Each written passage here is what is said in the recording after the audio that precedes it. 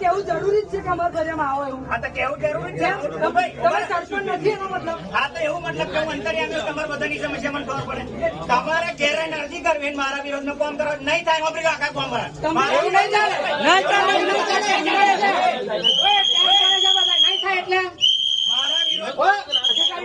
શું કે છે નહીં થાય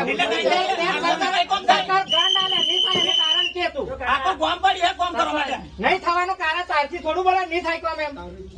તારું એટલું કામ છે નહીં થાય એનું કારણ શું આ બધા ટેક્સ ભરે છે સરકારનો સરકારની ગ્રાન્ટ આવે છે તારા ઘરની નથી આવતો